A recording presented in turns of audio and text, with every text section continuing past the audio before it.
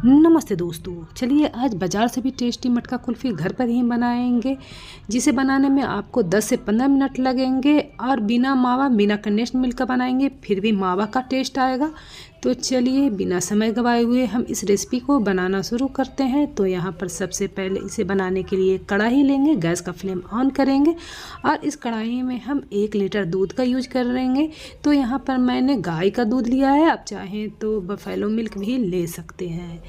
और साथ में हमने 1 दिन की जो मलाई दूध के ऊपर आती है वो इसमें डाल दिया, जिससे कि हमारी जो कुल्फ़ी है बहुत ही क्रीमी बन के तैयार हो। तो यहाँ पर हम हाई फ्लेम करके दूध को उबलने के लिए रख देंगे, तब तक हम एक प्रीमिक्स बना लेंगे। तो यहाँ पर मैंने 8 बादाम लिया है, 8 काजू और थोड़ी सी हमने यहाँ पर पिस्ता डाला है और 4 से 5 हम यहाँ पर इलायची डालेंगे और 2 छोटे चम्मच हम इसमें कस्टर्ड पाउडर डालेंगे और 1/4 कप हम यहाँ पर मिल्क पाउडर डालेंगे और थोड़ी सी हम केसर डालेंगे और इन सबको हम एक मिक्सी के जार में डालकर इसे हम बारीक पीस लेंगे। यहाँ पर मैंने सारी सामग्रियों को इस तरह से मैंने पीस लिया है। हमारी जो कुल्फ़ी का प्रीमिक्स है बन के तैयार है। आप चाहें तो इसे ज़्यादा क्वांटिटी में बना के डब्बे में भर के रख लें, जब चाहें जब उससे कुल्फ़ी बना सकते हैं। तो यहाँ पर मैंने अच्छे से पीस लिया है। यहाँ पर दूध में उबाल आ चुके थे पहले ही, तो मैंने इसे लो फ्लेम करके 5 से 7 मिनट के लिए इस दूध को अच्छे से उबाल लिया था। तो अब इस दूध में हम अपने टेस्ट के अनुसार चीनी ऐड करेंगे। आपको जिस अनुसार मीठा पसंद है उस अनुसार आप ज़्यादा या कम चीनी इसमें ऐड कर लें। अब कंटिन्यू चलाते हुए दूध में हम चीनी अच्छे से घोल लेंगे।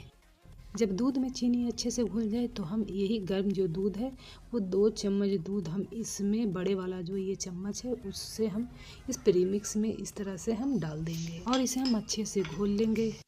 इस पाउडर को हम डायरेक्ट दूध में डालते हैं तो उसमें गुठलियाँ बनने का ज़्यादा चांस होता है। तो यहाँ पर हम अच्छे से इसे घोलेंगे। इसके में जो भी गुठलियाँ इस तरह से हम अच्छे से फोड़ लेंगे और यहाँ पर जो हमारी जो प्रीमिक्स का घोल बनके तैयार हो चुकी है। दूध में एक तरफ से ये घोल डालते जाएंगे और दूसरी तरफ से चलाते जाएंगे, धीरे धीरे करके इसमें मिक्स करेंगे। और इस बॉल में थोड़ी सी जो मिक्सचर है वो लगा हुआ था, तो इसमें हम दूध डाल के इसे भी अच्छे से धोकर इसमें हम डाल देंगे।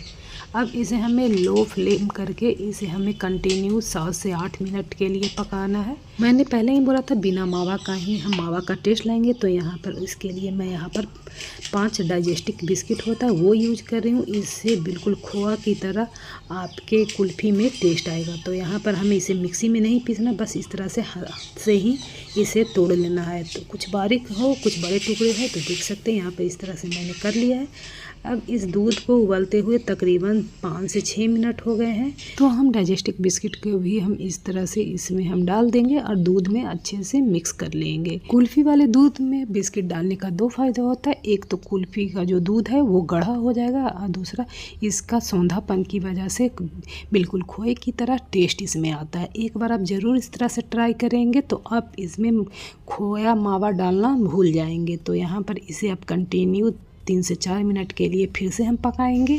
2 से 3 मिनट के बाद ही बिस्किट डालने के बाद आप देखेंगे कि आपका जो कुल्फ़ी का दूध है वो अच्छे से गाढ़ा हो गया है। तो अब इस टाइम पर हम गैस का फ्लेम ऑफ कर देंगे। ठंडा होने के बाद कुल्फ़ी की जो रबड़ी है वो और भी थिक हो जाएगी। तो यहाँ पर इसे हम रूम टेम्परेचर तक आने के लिए ठंडा कर लेंगे। यहाँ पर जो हमारी कुल्फ़ी की रबड़ी है वो बिल्कुल ठंडी हो गई है। देख सकते हैं कितनी गाढ़ी भी हो गई है। आप लोग को देखकर ही लग रहा होगा कि ये कुल्फ़ी की जो रबड़ी है बिल्कुल खोए की तरह है, कलर भी खोए की तरह ही आ गया है। अब इस मटके कुल्फ़ी को हम जमाने के लिए यहाँ पर मैंने मिट्टी का बर्तन ले लिया है, जिसे मैंने अच्छे से धो लिया है। अब इसमें हम जो मटका कुल्फ़ी की जो रबड़ी है वो डाल देंगे। आप चाहे तो कुल्फ़ी मेकर में इसमें डाल सकते हैं, नहीं तो कोई भी ग्लास वगैरह हो उसमें भी डालकर इसे आप जमा सकते हैं। तो यहाँ पर मैंने इसे सभी जो मटकी है उसमें भर दिया। अब इसे हम कवर कर देंगे। कवर करने से आपकी जो कुल्फ़ी है बहुत ही सॉफ्ट बनती है और उसमें बर्फ़ के जो टुकड़े जमते हैं वो नहीं जम पाते हैं। तो यहाँ पर मैंने अच्छे से सभी को भर लिया है। अब इसे हम बंद करके हम फ्रीज़र में जाकर तकरीबन 7 से 8 घंटे के लिए, या तो जब तक हमारी कुल्फ़ी न जमे जब तक हम जमा लेंगे। तो यहाँ पर देखिए हमारी जो कुल्फ़ी है जम के तैयार हो चुकी है। तो चलिए अब इस कुल्फ़ी के हम इधर कवर हटा देते हैं और देख सकते हैं कितनी अच्छे से हमारी कुल्फ़ी जम के तैयार हो गई है। मेरी ये मटका कुल्फ़ी की रेसिपी आपको पसंद आई तो लाइक कर दीजिएगा। मेरे चैनल पर नए आए हैं तो सब्सक्राइब करके जाइएगा और नई वीडियो की नोटिफिकेशन के लिए बेल आइकन का बटन दबाना ना भूलिएगा, जिससे कि मेरी अच्छी अच्छी रेसिपी सबसे पहले आपके पास पहुँचे। तो यहाँ पर आप देख सकते हैं जो मटका कुल्फ़ी कितनी सॉफ्ट बनी है, बिल्कुल मक्खन की तरह। खाने में तो बहुत ही टेस्टी बन के तैयार हुई है।